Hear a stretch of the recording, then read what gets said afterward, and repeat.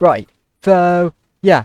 Back on Rams history lesson. Okay. Basically, back in the in the USSR under Khrushchev, the USSR were basically going ahead with making, missiles and ICBMs and all that fancy shit, while America was building a massive fuck-off bomber fleet, carrying, giant nuclear bombs that they could just drop on the Soviet Union, and blah, blah, blah, blah, blah, blah.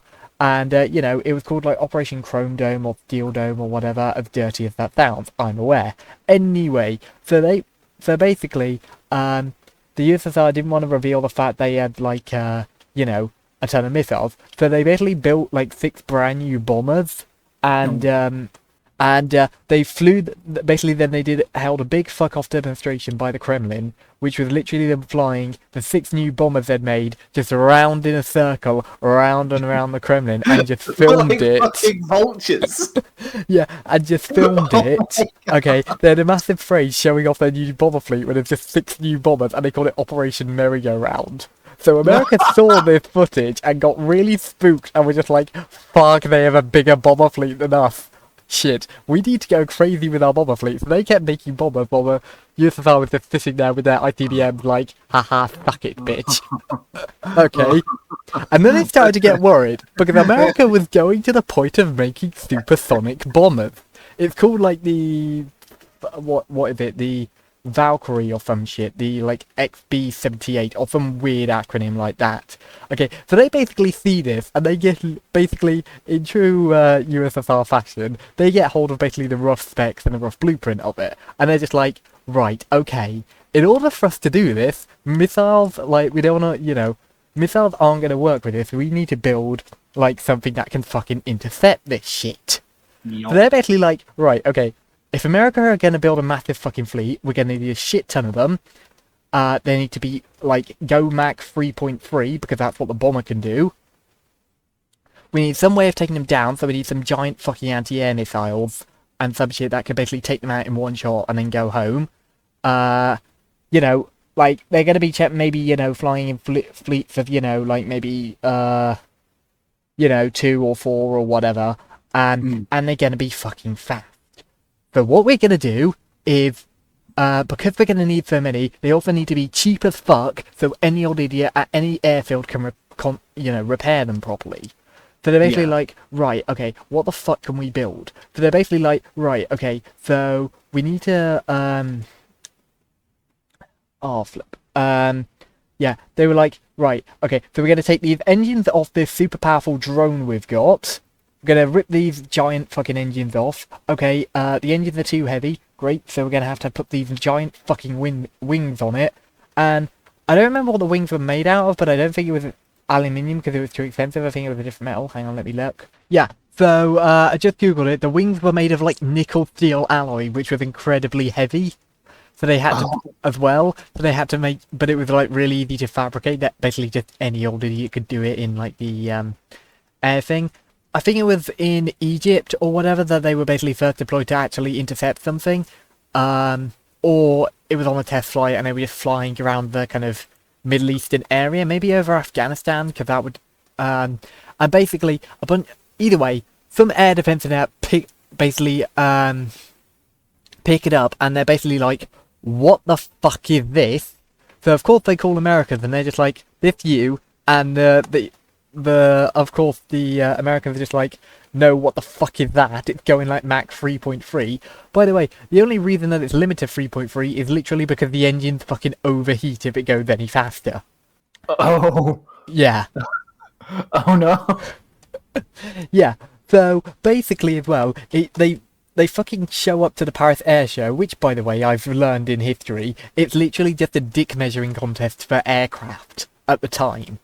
Like, literally, all the big names would just show up and show off whatever fancy shit they've got lying around in their toy box. Like, look how cool we are. So they go up and break a bunch of speed records. What? And the Americans look at it and go, what the fuck? Also, why the fuck does this look like our 5th generation fighter we're currently building? This is clearly a really agile, really powerful fighter. What the fuck is this? Yeah. However, okay, Like the Soviets are continually racking out speed records, and with the XB-78 Valkyrie doing more, like just crashing into itself and killing all the test pilots, and generally just being not a bit of a shit bomber. Like they have to fucking call in NASA to get help with their supersonic thing because it is going so badly. And No. the second prototype they actually build is actually doing quite well, and then it makes the mistake of one of its fighter escort on a press shoot fucking crashes into it and basically takes out the jet and the entire bomber. So they're leaving them just with the single prototype left, which is utter dog shit. So they're just like, yeah, this is clearly not working. We're just gonna fucking scrap the program and focus on our fighters, because clearly the Soviets are ahead of us in that. So they start sinking all their money into building the fighter, which eventually becomes the F-16. Oh. Okay, meanwhile, okay, a fucking, the Japanese, I think, are getting a bit scared because one of these MiG-25s has just fucking showed up at one of their civilian airports. Ha. Basically, No. the pilot fucking defected to the Soviet, just wanted to defect, couldn't make it to a Japanese airbase, they basically just had to rock up in a fucking fighter jet, terrifying everyone at a Japanese airbase, and it basically rocks up like, hello, yes, I would like to defect, please.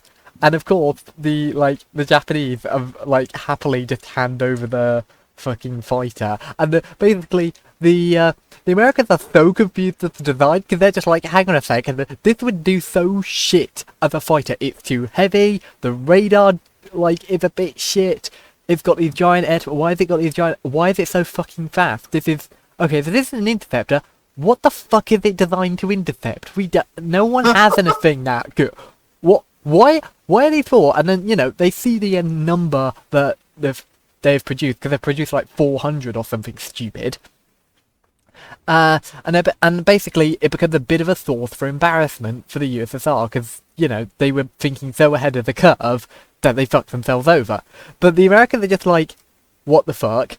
The Soviets are furious, and they proceed to ask for their fighter back, and the Americans just like, sure, and they proceed to send it back in like 5 different billion pieces because they've disassembled it.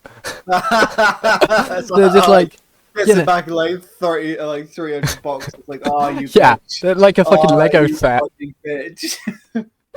Yeah, they also ask for their He's pilot back as well, but the There's, Americans like, basically say 3 fuck sets off. of instructions and like 6 IKEA stamps. Yeah, There's always exactly. a missing bolt somewhere.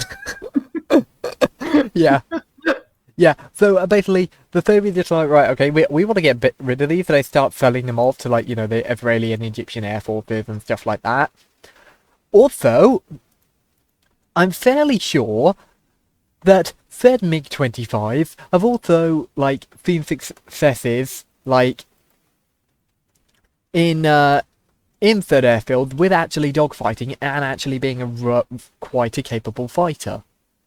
So, and it's also, I'm pretty sure they're being used in Ukraine as well. Which I think is fucking hilarious, because the Soviets have accidentally engineered their own destruction. Yeah. Because the other funny thing as well is, like, as soon as it got outed that the fighter was a bit shit, they immediately were just like, right, okay, fuck, we're just gonna quickly, sneakily upgrade our shit. Like, yeah, let's just upgrade the radar, upgrade a couple of things. And yeah. But it's still one of the fastest jets to ever, like, enter service in, like, any military ever.